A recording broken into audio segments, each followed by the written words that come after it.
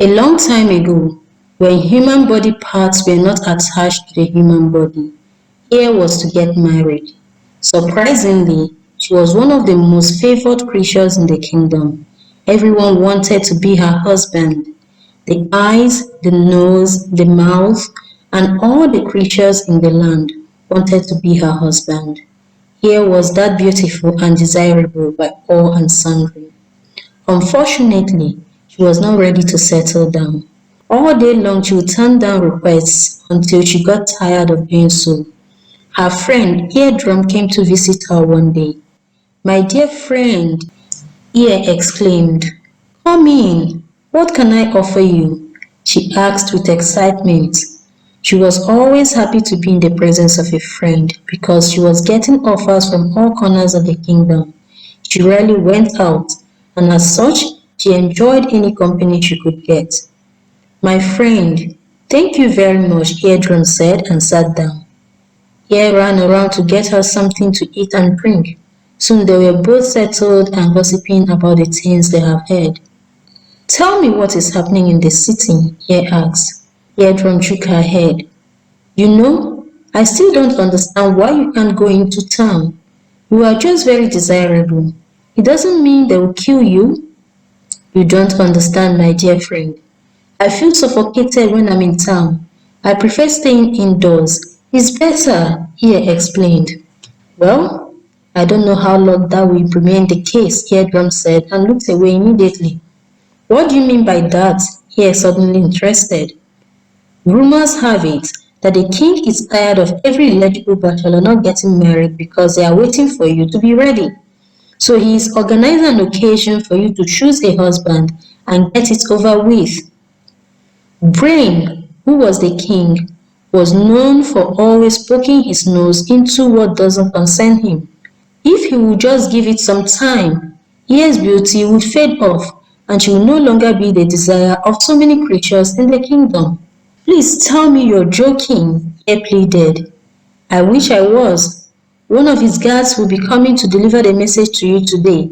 I just wanted to give you the heads up because you are my friend." "Okay," Ear said.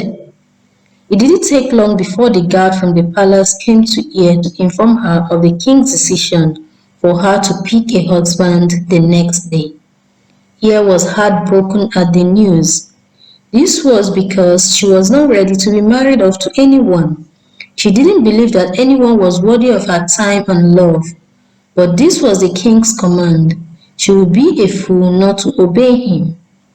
Her friend, Eardrum, stayed with her during the night to offer emotional support, and the next day, the news of her choosing a husband had spread like wildfire, and all the eligible bachelors were gathered at the palace.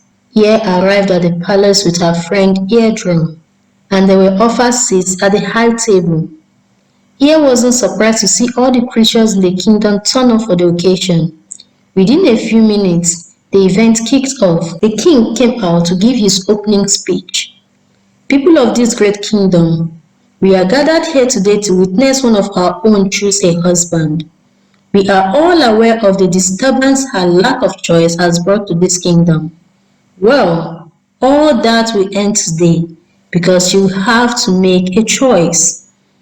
The king looked back at Ear and ushered her forward.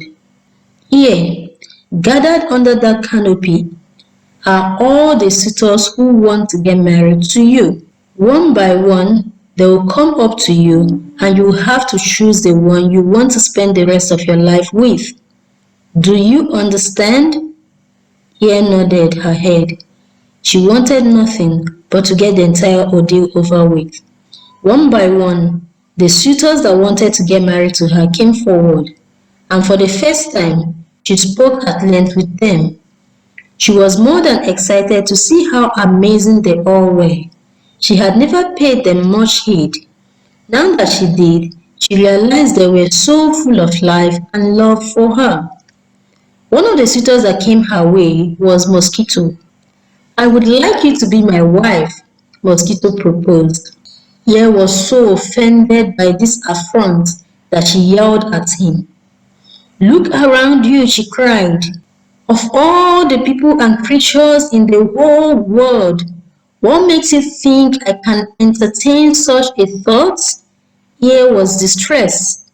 Marry you? She continued. You will be dead before the week is over. You are not strong, you are weak, and I will never marry you. When she was done, she fell back on her seat and found herself as if she was trying hard to get rid of the mosquito image from her face. Everyone that gathered there began laughing at the mosquito. He was so embarrassed that he ran out of the palace. Won't survive a week? Too weak? Mosquito thought to himself. We will see about that. We will see about that. And from that day forward, whenever Mosquito sees here, he flies up to her and says, Emire Miotiku, which means, here I am, I'm not dead.